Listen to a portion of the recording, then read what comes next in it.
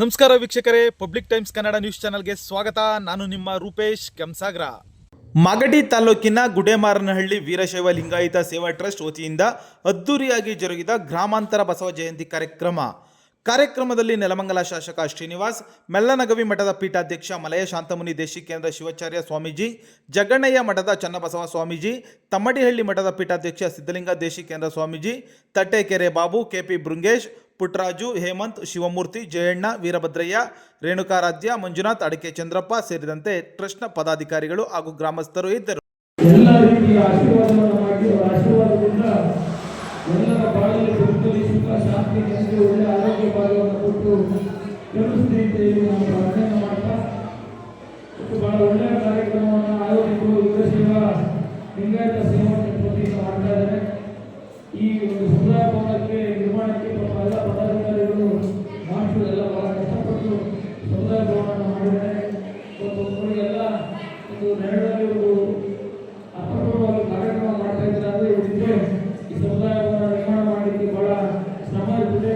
ಆ ಶ್ರಮಕ್ಕೆ ಎಲ್ಲರೂ ಗೌರವವನ್ನು ಕೊಡಲೇಬೇಕಾಗ್ತದೆ. ಹಾಗಾಗಿ ಇದನ್ನ ನಿರ್ಮಾಣ ಮಾಡುವಂಥ ಸಹಕಾರ ಕೊಡುವಂಥ ಎಲ್ಲರಿಗೂ ಸಹ ಉದ್ಯೋಗವನ್ನು ಸ್ಮರಿಸಿ ಅವರಿಗೆ ಧನ್ಯವಾದಗಳನ್ನು ಸಮರ್ಪಿಸ್ತಾ, ನನಗೂ ಪಾಪಣ್ಣವರು ಈ ಕಾರ್ಯಕ್ರಮಕ್ಕೆ ಸಾಂಸ್ಕೃತಿಕ ಕಲಾವಿದರನ್ನ ಕಳಿಸ್ಕೊಡ್ಬೇಕು ಅಂತ ಹೇಳಿದ್ರು. ಸರ್ಕಾರದ ವತಿಯಿಂದ ಅದನ್ನು ವ್ಯವಸ್ಥೆ ಮಾಡಿದ್ದೇನೆ.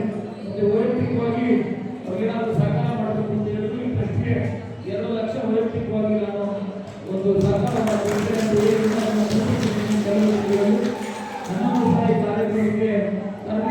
ತಮ್ಮೆಲ್ಲರಿಗೂ ನಾನು ಹೃತ್ಪೂರ್ವಕವಾಗಿರ್ತಕ್ಕಂಥ ಧನ್ಯವಾದಗಳನ್ನು ಸಮರ್ಪಿಸಿ ಈ ಗುಡೇಮಾರನಹಳ್ಳಿ ಗ್ರಾಮಕ್ಕೆ ಟ್ರಸ್ಟ್ಗೆ ಬಸವೇಶ್ವರ ಮತ್ತು ಪಾರ್ವತಿ ಪರಮೇಶ್ವರ ಈ ಎಲ್ಲ ನಮ್ಮ ಈ ಭಾಗದ ದೇವತೆಗಳ ಆಶೀರ್ವಾದ ಇರಲಿ. ಈ ಭಾಗದಲ್ಲಿ ಮುಂದೆ ಬರ್ತಕ್ಕಂಥ ವರ್ಷದಲ್ಲಿ ಒಳ್ಳೆ ಮಳೆ ಬಂದು ಬೆಳೆಯಾಗಿ ರೈತರ ಬದುಕು ಹಸನಾಗಿ ಸುಖ ಶಾಂತಿ ಇರಲಿ ಅಂತ ನಾನು ಪ್ರಾರ್ಥನೆ ಮಾಡಿ ತಮ್ಮೆಲ್ಲರಿಗೂ ಒಂದು ಮಾತನ್ನು ಮಾಡ್ತೀನಿ. ಈ ಸಮುದಾಯ ಭವನದ 5ನೇ ವರ್ಷದ ವಾರ್ಷಿಕೋತ್ಸವ ಹಾಗೂ ಗ್ರಾಮಾಂತರ ಬಸವ ಜಯಂತಿ ಹಾಗೂ ಬಸವಣ್ಣನವರ ಉತ್ಸವ ಮೂರ್ತಿಯ ಪ್ರಾಣ ಪ್ರತಿಷ್ಠಾಪನೆಯ ಕಾರ್ಯಕ್ರಮದಲ್ಲಿ ನೀವೆಲ್ಲ ಭಾಗಿಗಳಾಗಿರುವಂಥದ್ದು. ಕೇವಲ ಸಭೆಗಳಲ್ಲಿ ಭಾಗವಹಿಸುವಂಥದ್ದಲ್ಲ, ಪುಣ್ಯ ಕಾರ್ಯಗಳಲ್ಲಿ ಭಾಗವಹಿಸುವಂಥದ್ದು ಇದೆಯಲ್ಲ, ಇದು ಭಗವಂತನ ಕೃಪೆಗೆ ಪಾತ್ರ ಆಗುವಂಥದ್ದು.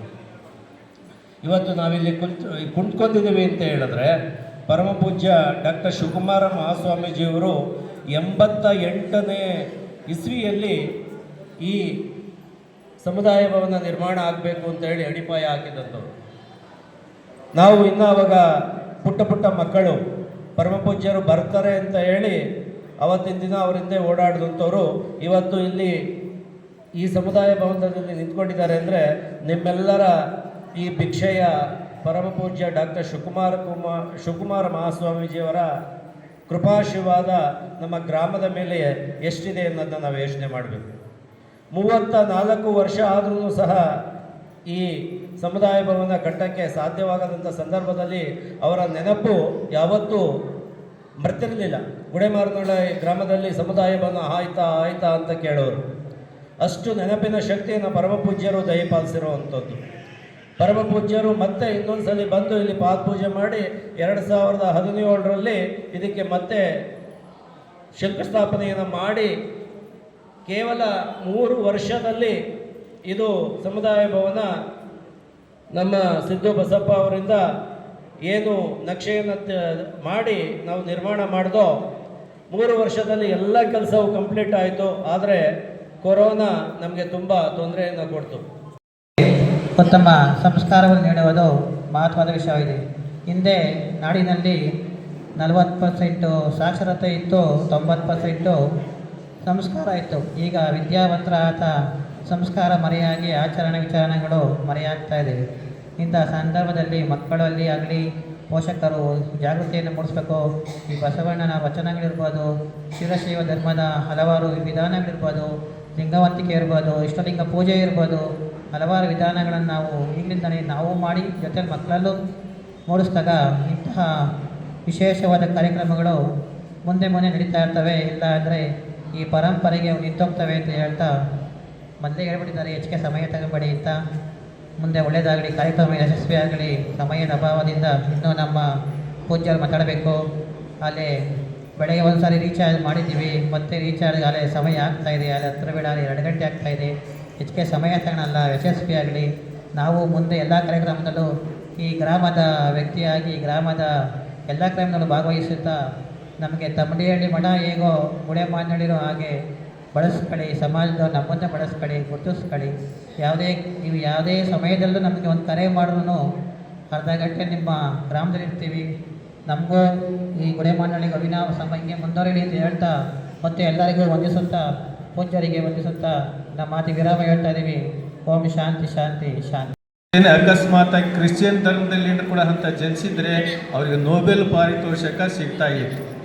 ಮದರ್ ತೆರೇಸಾಗಿ ಹಾಕಿ ಸಿಕ್ತೋ ಅದಕ್ಕಿಂತ ದೊಡ್ಡ ಕ್ರಾಂತಿ ಮಾಡಿದಂಥ ಶಿವಕುಮಾರ ಸ್ವಾಮಿಗಳವರಿಗೆ ಇಡೀ ವಿಶ್ವವೇ ಮೆಚ್ಚುವಂಥ ನೋಬೆಲ್ ಪಾರಿತೋಷಕ ಸಿಗ್ತಾ ಇತ್ತು.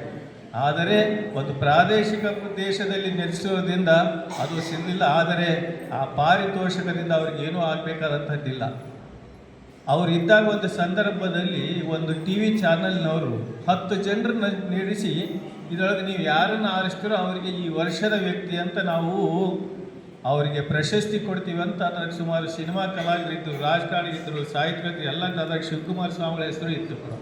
ಬಹುತೇಕ ಅದು ಏನಾದರೂ ಆಗಿತ್ತಂದರೆ ಶಿವಕುಮಾರ ಸ್ವಾಮಿಗಳನ್ನ ಎಲ್ಲರೂ ಆರಿಸಿ ವರ್ಷದ ವ್ಯಕ್ತಿ ಅಂತ ಆರಿಸ್ತಾ ಇದ್ರು. ಅದು ಯಾವಾಗ ಅನೌನ್ಸ್ ಆಯಿತು ಪೂಜ್ಯರು ಅವ್ರನ್ನ ಮಠಕ್ಕೆ ಕರೆಸಿ ಹೇಳಿದರು, ಮೊದಲು ಅದನ್ನು ತೆಗೆದುಹಾಕಿ ನಮ್ಮ ಹೆಸರನ್ನು ಹೇಳಿದರು.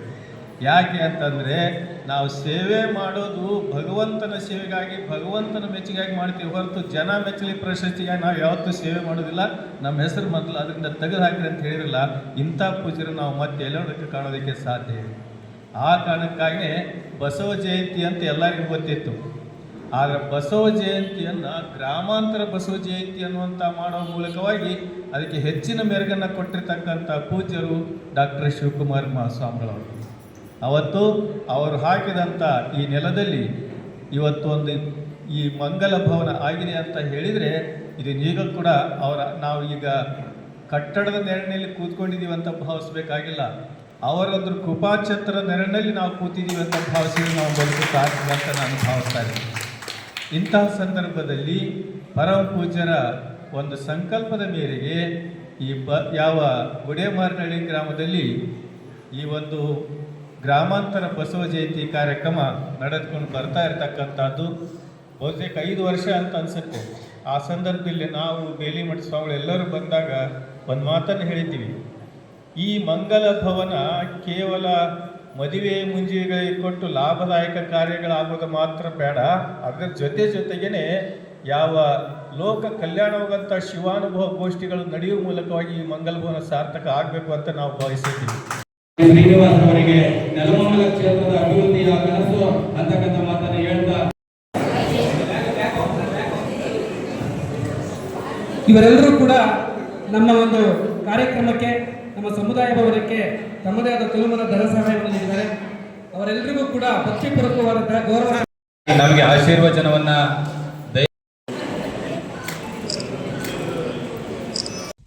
ನಿರಂತರ ಸುದ್ದಿ ಸಮಾಚಾರಕ್ಕಾಗಿ ವೀಕ್ಷಿಸಿ ನಿಮ್ಮ public times Kannada news channel ಅನ್ನು. ವಂದನೆಗಳು.